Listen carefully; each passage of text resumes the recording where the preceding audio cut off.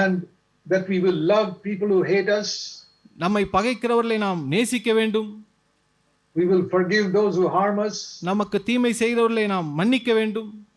That is our light. அதுதான் நம்முடைய ஜீவன். That is how Jesus was. அப்படித்தான் இயேசு கிறிஸ்து இருந்தார். Even when they called him a devil, அவரை பிசாசு என்று அழைத்தபோது கூட he forgave them. அவர்களை மன்னித்தார். Turn with me to Matthew chapter 12. மத்தேயு 12ஆம் அதிகாரத்திற்கு என்னோடு திருப்பிக் கொள்ளுங்கள்.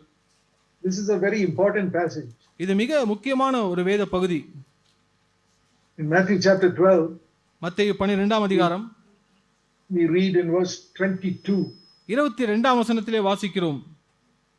that Jesus delivered a demon possessed man who was blind and deaf and could not speak, and he got healed completely.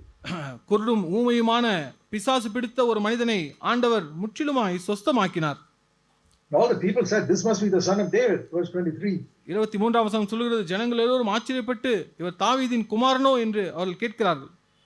But the Pharisees said, no, he is a ruler of demons inside him that is casting out these demons. பரிசேயர்கள் சொன்னால், இல்லை, இவன் பிசாசுகளின் தலைவனாகிய பெயல்செபூலினாலே பிசாசுகளை துரத்துகிறான் என்று சொல்கிறார். Beelzebul is another name for Satan. Beelzebul என்பது சாத்தானுடைய இன்னொரு பெயர். They called Jesus Satan. இயேசு கிறிஸ்துவை சாத்தான் என்று அழைத்தார்கள். Can you think of a worse name by which to call the Son of God? தேவனுடைய குமாரனை இதைவிட ஒரு மோசமான பெயரை சொல்லி அழைக்க முடியுமா? What did he do? அவர் என்ன செய்தார்? He said in verse 32. 32ஆம் வசனத்தில் அவர் சொல்கிறார், if you speak a word against the Son of Man, it is forgiven. மனுஷகுமாரனுக்கு விரோதமான நீங்கள் வார்த்தை சொன்னால் அது அவனுக்கு மன்னிக்கப்படும்.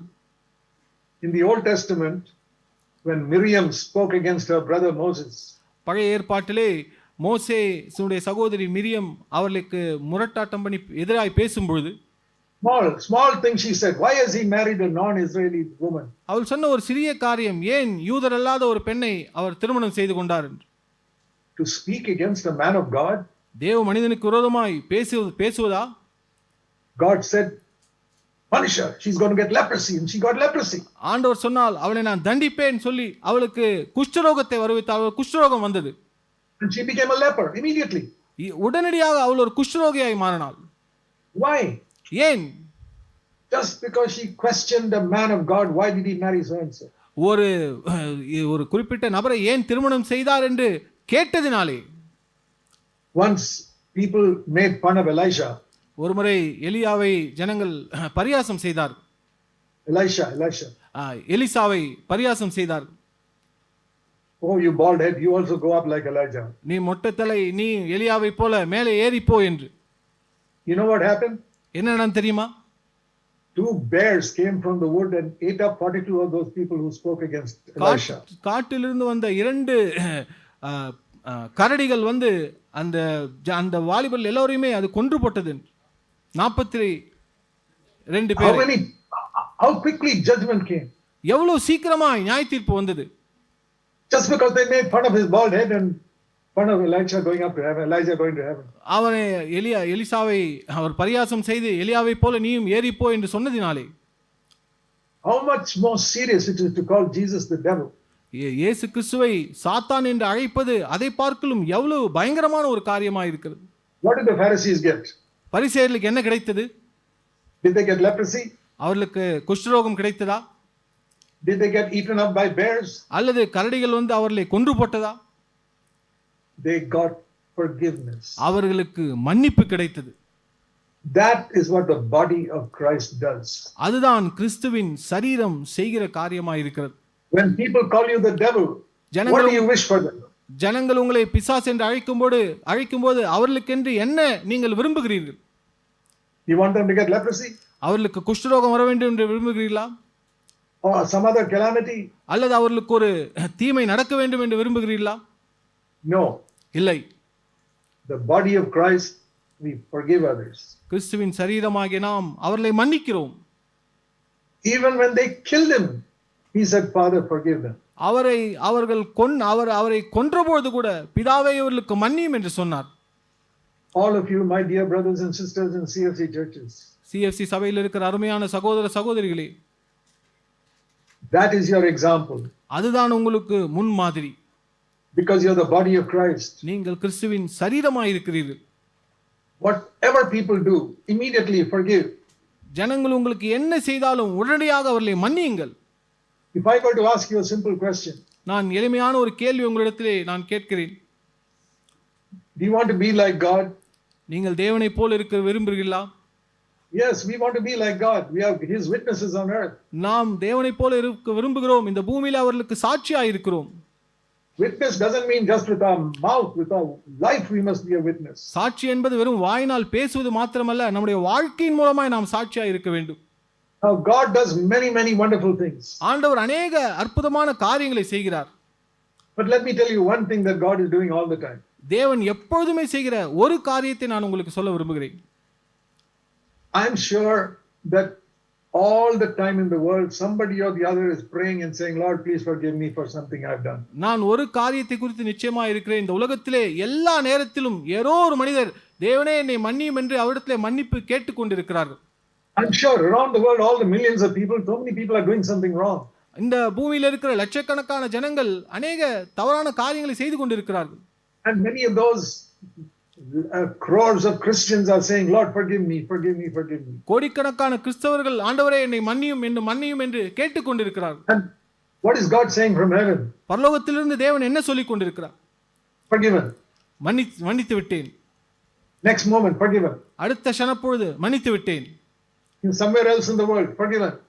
உலகத்தின் வேறொரு பகுதியில் மன்னித்து விட்டேன். Another country, someone saying, forgive me, forgiven. இன்னொரு தேசத்திலே என்னை மன்னித்து விடுங்கள் கேட்கிறார், மன்னித்து விட்டேன். So I get a picture like this of heaven. பரலோகத்தை குறித்து இப்படியாய் ஒரு படத்தை நான் பார்க்கிறேன். God is all the time forgiving people because people are all over the world doing something wrong and asking for forgiveness. ஜனங்கள் இந்த பூமியிலே எப்பொழுதுமே ஏதோ ஒரு பாவத்தை செய்து தேவனிடத்திலே மன்னிப்பு கேட்பதனாலே தொடர்ந்து தேவன் பரலோகத்திலே ஜனங்களை மன்னித்துக் கொண்டிருக்கிறார். Not just one person. Millions of Christians are asking, Lord, forgive me, forgive me. ஒரு மனிதன் மாத்திரமல்ல, லட்சக்கணக்கான கிறிஸ்தவர்கள் மன்னியுங்கள் என்று தேவனிடத்தை கேட்டுக்கொண்டிருக்கிறார்கள். And he's saying, forgiven, forgiven, forgiven, forgiven, forgiven. ஆண்டவர் சொல்றார், மன்னித்து விட்டேன், மன்னித்து விட்டேன், மன்னித்து விட்டேன், மன்னித்து விட்டேன் என்று. So I get this picture of God. தேவனை குறித்து இந்த படத்தை நான் பார்க்கிறேன். He's always saying, forgiven, forgiven, forgiven. எப்பொழுதுமே மன்னித்து விட்டேன், மன்னித்து விட்டேன், மன்னித்து விட்டேன் என்று. Because Jesus has died for you, forgiven. இயேசு கிறிஸ்து உனக்காய் மரித்ததினாலே மன்னித்து விட்டேன். And I say, Lord, make me like you.